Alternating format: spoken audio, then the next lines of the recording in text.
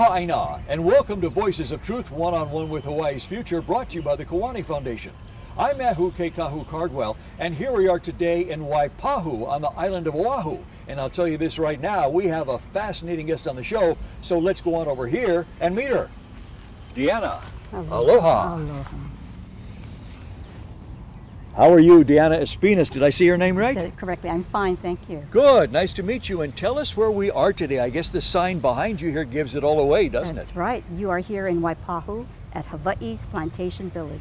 And Deanna, what is Hawaii Plantation Village? Hawaii's Plantation Village is a replica of plantation homes that are built so that we could give people the experience of visiting our living museum. This is a recreation of Hawaii during the plantation era years, yes? That's correct. And so tell us what those years are. They are in the late 1800s, early 1900s. Wow, so it spans about, what, 40, 50 years? About 50 years, and we're going to start with the immigrants, the first wave of immigrants that came. Let's talk a little bit about, for our viewers, about how the plantation era came to be. How did it come about? Well, we had these sugar plantation corporations, companies that needed to find inexpensive labor, cheap labor. And of course, then their first approach was to get people from China to see if they could get them to come over and recruit them. And they successfully did. So as you go forward and see the first immigration ethnic home, it would be the Chinese. So this is something that the workers lived in. Lived in. We're looking at their cookhouse. We're going to look at a sample of their, what they call their society building. Wow. Yes. And is this right here?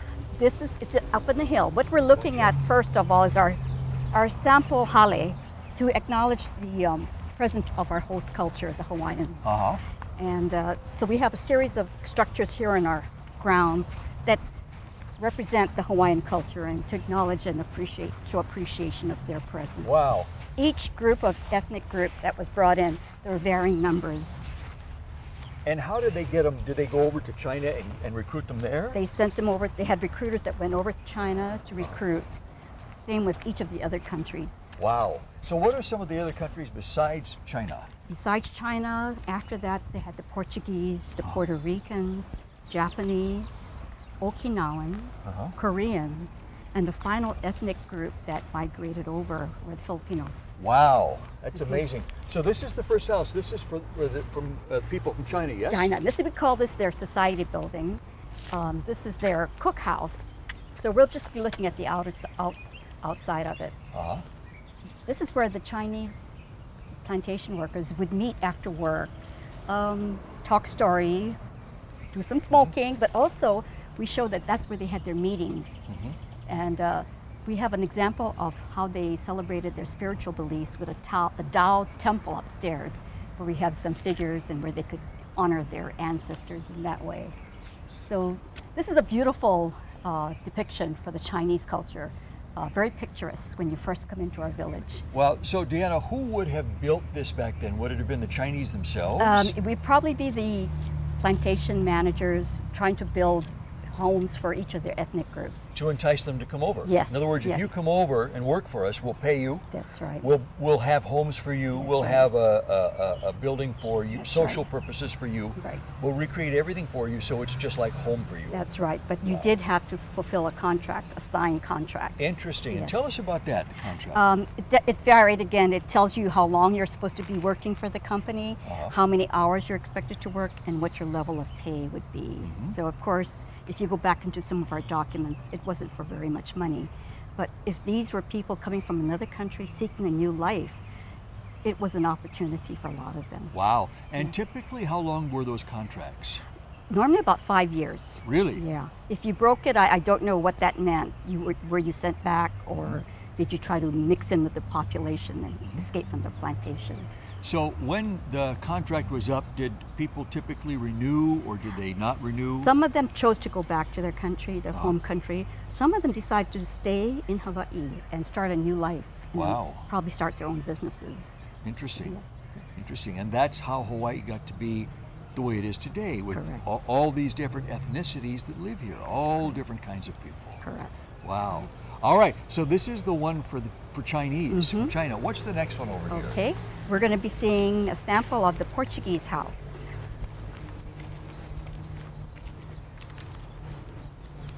And it's this white one here, huh? This is the house, and there's a separate kitchen facility. Wow. So I notice of the two we've seen so far, both of them have two separate buildings, one for living.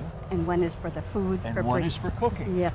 These buildings here are recreations? These are, yes. Okay. We had an architect, there was the nonprofit Friends of Waipahu Cultural Garden Park were able to get grants and funding and support to hire an architect and to get labor to build these replicas. Yes. So how long have these houses been This here? has been here since 1992. Uh-huh. Yeah. Wow. And So who started this? Again, the Friends of Waipahu Cultural Garden Park, a nonprofit that got their 501c3. It started with Major Okada and people that grew up on the plantation.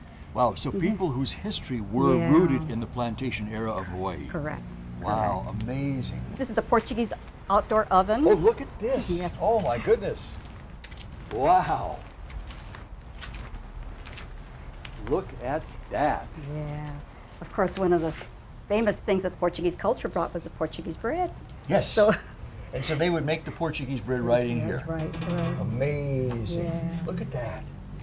Wow. So we show this to the school tours a lot, and the first thing that comes to mind is it's a pizza oven, Puerto Ricans would be their kitchen, again, separate kitchen. Okay. And inside you would see a sample of a coffee grinder, because the Puerto Ricans were known for bringing coffee beans and got us started. In Hawaii? In Hawaii. Wow. It's their home. Uh-huh. If you'll notice in our houses, we have samplings of some of the plants that they grew outside. Gotcha. And for the Puerto Ricans, they used a lot of the achuete, which is they call it the lipstick plant. And in the back of their house, they had a ganduri plant where they make ganduri rice. For a lot of the plantation homes, it was important to have the porch, because then that's how you got to sit on the porch, talk to your neighbors, and just, socialize. That was their social media. It was the social media, especially after a hard day's work on the plantation, yes. This is the Japanese duplex house. A Buddhist family would live here. It's called a duplex because there's two entrances and the houses are combined. And here you would have seen their kitchen facility, which is just adjoining the house also. Yes. So it's within this building Yes, here. this is the duplex. We call this the Japanese duplex. So half cooking on one side and living on the other. Yeah, that's right. Wow. And again, what amazes the school children that come to take the tour, they see that the houses, they have futon, mats on the floor. And I try to explain to them that the futon is really comfortable. And what they did is, the next morning, they made sure that they put things away so that it could become a multi-purpose use of the bedroom. Everything, because I guess of its size, being small, right. had to be multi-purpose, yes? That's right, that's right. Wow. That's right. Wow. So that was the Japanese duplex with the Buddhist family. Next to it is our Japanese Christian house. Interesting. Some of the Japanese immigrants came with their families and converted to Christianity. So if you were to go into the house, you would see them having Bible study with the Bible. And straight ahead is our tofuya. And what is that? Tofuya is where they use soybean to make tofu. Really? And there's a sample of a recipe inside if you were to go in. And it's just great watching and reading and thinking when you go to the grocery store, oh, this is how they made tofu. Now this next structure is the Wakame Inari Shrine. This was brought over from Moilili. It was destined to be destroyed. And fortunately, there was a group of concerned citizens who wanted this structure kept intact, but transported to another location. So this isn't a recreation, this is No, an this original. is an actual, and there's a committee Wow. that's made up of people from the community who continue to support and maintain it. Wow. It looked beautiful. It is. It's a beautiful structure. And when we have celebrations, for New Year's celebration, we usually ask a sensei or a priest to come and stand here and give blessings to people that want to.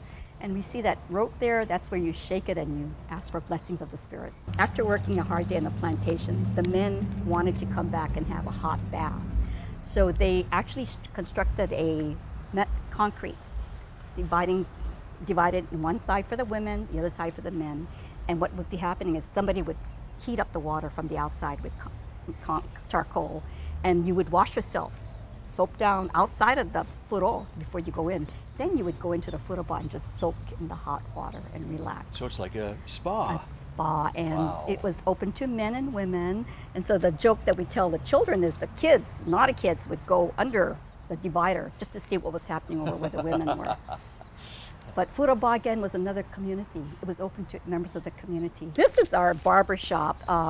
We have some old barber chairs there, but it's also to show that some of the people who lived on the plantation took over the jobs as barbers. It could be the wives of some of the men, or later it would be the Filipino men. Some of them would be barbers that you would go to. Next door, Korean house. They brought with them their food and their kimchi. So we have the kimchi urns where they would pickle them and they would grow the vegetables. And across from the Korean house is the final immigrant group, which were the Filipinos. Of course, we always point out the kalamungay tree, which is reminiscent of the Filipino culture. Yes. Yeah, and this is a cannonball tree. I think it was just, we didn't realize it was going to grow so tall. It's just been there for a while, but our problem is that it's so huge that it actually is almost like a cannonball. They sure so are. it does destroy the roof. So we are trying to make sure we maintain that and get it cut down. This first house that you're looking at is where the Filipino Bachelors lived. These were young men who came here hoping for a better life. So they were fortunate in that they got housing, but a lot of them did not ever get a chance to go back to the Philippines to find wives. And I don't know if they successfully blended with the culture at that time to intermarry with the other races. So this is one of the poignant parts of living in a plantation community, especially if you had no family. You, as a bachelor, then bonded with the other Filipinos from your community. So I noticed this one is open. Is there something we can see inside You there? might be able to peek in. Let's peek see. in. Let's see if we can peek in here. Here's photographs. Look at that. They, Yes. they went to church. A lot of them enjoyed the bachelors going to the theaters after on the weekends. So they were famous for dressing up and getting dressed up, going out to the dance halls on Friday nights, Saturdays, because that's their one time to have recreation, to let loose. They spent money on, sometimes they would buy their own vehicles. Really? Because that was a big deal for them, that they could afford, and they could send pictures home and say, look what I've accomplished here. So, Deanna, of the people that came over to Hawaii to work in the plantation fields, were they mostly single people? Were they married with families? For the Filipinos, a lot of them were single. And I think that was done on purpose because you wanted them to totally devote themselves to working on the plantation. Yeah. So did they discourage families from coming over here? I think they encouraged later, but for the first initial recruitment, it was the bachelors. Yeah. Wow. Yeah. Wow, this is really something. Walking through here, you get a real sense, a feel of what it was like just being in this hall amongst this architecture and wood. These are boarding houses, essentially. They're boarding houses. Yes. And the men that retired from the plantation eventually moved to town. And again, because they didn't have any families, lived together in boarding houses. Wow. And I remember the stories of, I had several godfathers when I was a youngster, and I didn't know that they weren't related to me, but they were my father's friends who had no family. So there, you can I see can look through the window and I can see a mandolin hanging up there. They were excellent musicians, dancers. Amazing. Yes, they liked to gamble too. We were trying to have some live chickens here when we first opened up, but it kept getting stolen. So then we put in a fake chicken, and that got stolen. So we said, we give up.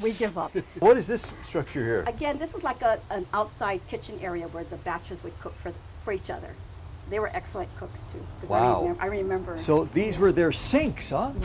Yeah. The wooden sinks. And this they must have used to It's like a pestle, mortar and pestle. Yes. mash the food to prepare it. By the time the Filipinos came in 1906, most of the houses by that time had indoor plumbing. So this is one of the few times that you'll see indoor plumbing installed in a plantation home. sink, the bath, and the toilet. Yes. And also by that time they had refrigerators Oh my goodness. by 1906, and of course the telephone. Look at the telephone. Wow.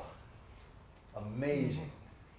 Of course, we had indoor plumbing for the kitchen. Right. This is the theme of this particular Filipino family house, is that they're getting ready for a celebration of baptism. So, of course, for Filipino families, you've got to have lechon, roasted pig. That's not real. Music was always a part of Filipino family religion. And what you see on the walls are photographs from people who have since passed on, but these were their pictures from their own personal collection. So these pictures here are people who actually were part of the plantation workers? Yes, yes. Oh my goodness. Or had some connection with the plantation community. Wow, look at that. Amazing. How many people would have lived in a home like this, Deanna? It depends. These were not very big structures, but a lot of times you have big families sometimes living together. Yeah, living. Multiple generations, yes? Yes, yes. Grandma was usually there. Yeah. And these homes would have been right near the fields that they worked in, or far away, or what? Probably close by to wherever the plantation fields were, yes. Yes. Okay. And they lived free of charge in these?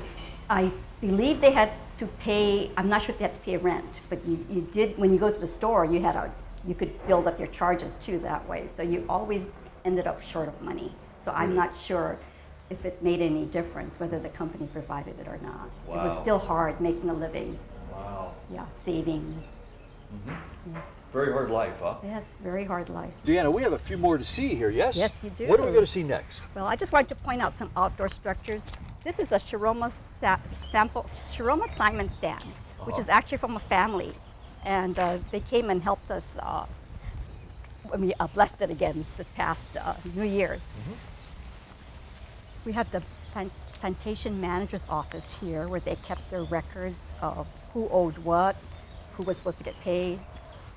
And to your left is our plantation store. Oh my goodness. I could open it up and let you look inside. Yeah, let's go inside. We're going to have to go in through the back. Okay. Wow, look at this.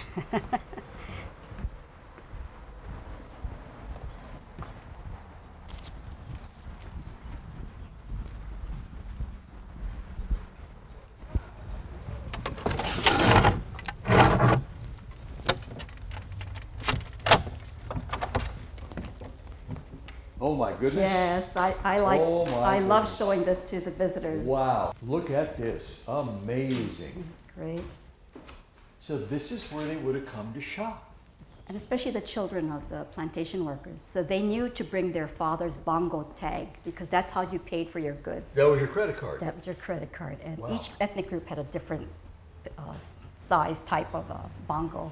And Deanna, tell us why the children would come here. They would have to do errands for their mothers, and they'd go to the store and get us milk, or go to, and so you always had to make sure you showed your father's.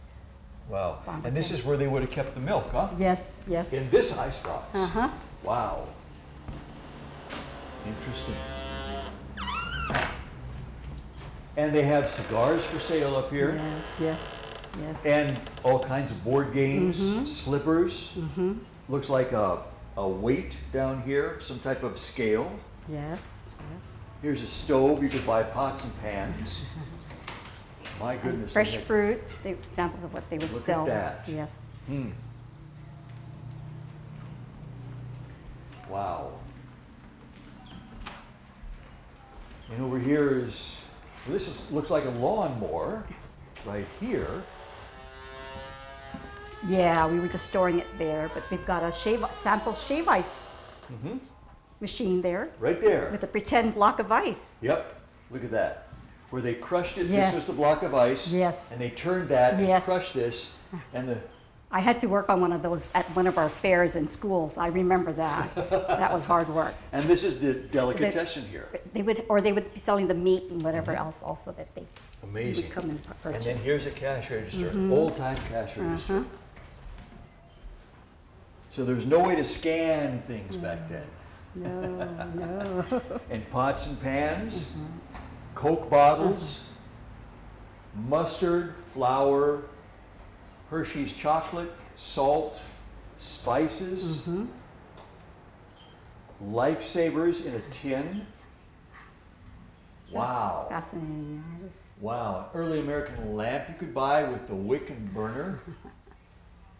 Amazing. Amazing, that's right. Just amazing. Yeah. And here's a waffle. Here's something to make waffles with right there. Wow.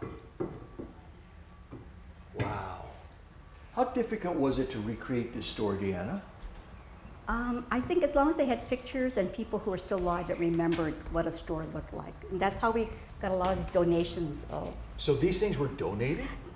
Yes, people would say, I have this in my garage. So it was an ongoing process of collecting artifacts. Yeah. Wow. Yeah. Yeah. Wow. And tell us about this sign right over here. Oahu Sugar, established in 1897. So this, I hope we never lose this. It's just a sample of what it looked like with the sugar mill in the back. Mm-hmm. This is from Waipahu Depot Road looking up. Mm-hmm. So the sugar mill is still there. Wow. If we look towards the east. Wow. Deanna, how did you get involved in all this? I'm active with the Filipino American Historical Society, and we were trying to capture and document stories of elder Filipinos. And then someone said to me, you need to go to Waipahu and see what's happening there too. And that's how I got sucked into being a part of the board and doing support work for this nonprofit. Wow, so you walked in here one day going, what is this all about? Yeah. And the next thing you know, you're part of it. Yeah, yeah. What impact has this had on your life here? It gave me a greater appreciation of what my parents must have gone through, making that decision to come from the Philippines, to come to Hawaii. Granted, they didn't have plantation experience, but just the fact that they left a known world to come to an unknown world, they're having to learn to speak English and adapt to Western ways. It must have been difficult, and I can appreciate how hard that must be. And I don't know if I would have survived if that was me. Yeah, that's the question, isn't it? Mm-hmm. Would we have survived if we had done this today? Back then, that was a whole different world, wasn't it? That's right. Yeah, That's right. different set of choices and everything. That's right. So, Deanna, you know, for the people in Hawaii here, I mean, what does this all mean? What's the impact? What's the meaning for Hawaii? I can only speak for myself, that the reason this place is so valuable and meaningful for me is that you can hear the spirits, the voices of the past. You can hear some of the crying, but you can also hear the laughter and how they celebrate it. But I always remember that there must have been a big sacrifice that each of these individuals made to be in a new world, the United States, in Hawaii. And for me, the real importance of this village is that we need to think about our children's future. How are they living in their communities? What are we doing to welcome new immigrants? What are those new immigrants experiencing now in terms of challenges in adapting to our ways of life?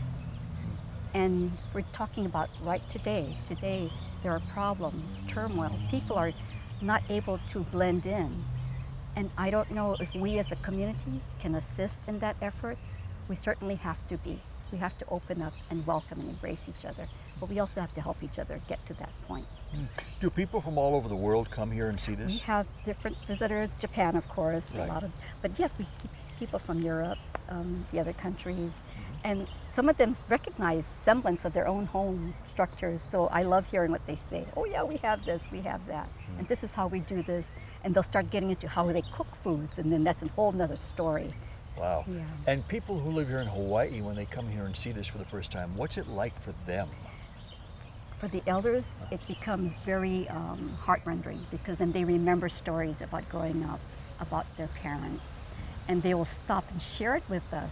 And you can sometimes hear in their voices that it brings back sad memories and happy memories that they hope they can convey to their grandchildren to appreciate the past. And what is the reaction of children when they come in here and see this? They actually are fascinated, because they'll try to guess what I say.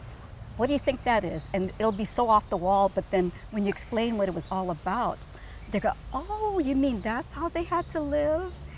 And one day I was, after a tour, I was just sitting here on one of the benches, and a kid passed by. He goes, Auntie, do you sleep here? Do you live here? And I said, no, I have to go home to Kaimaki. That's where I really live. But thank you. Isn't this a nice place to live? And for the children, I hope that they'll remember this and go home and tell their parents and bring their parents back.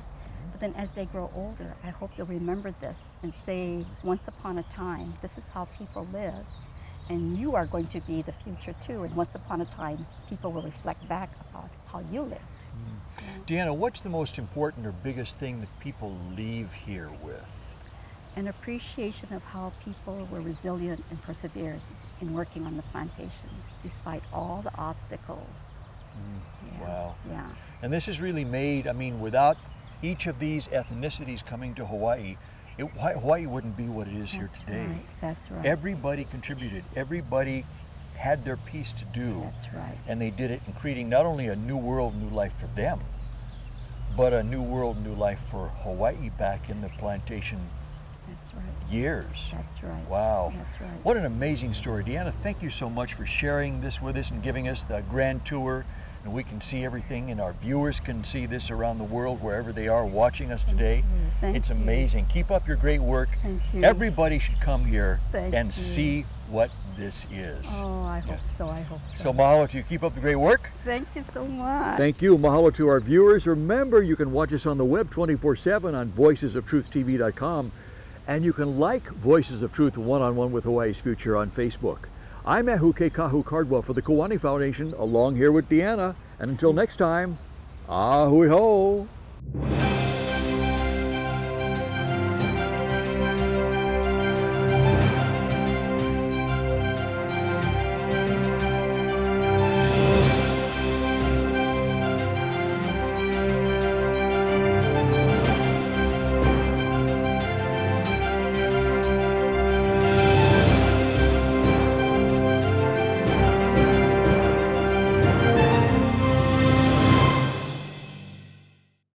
Mahalo for watching Voices of Truth One-on-One with Hawaii's Future.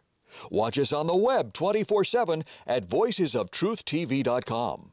You'll find all our shows, including this one, in case you want to see it again or share it with family and friends. Also view our weekly video commentaries at freehawaiitv.com. And check out our blog, published daily, at freehawaii.info. It's all part of the Free Hawaii Broadcasting Network.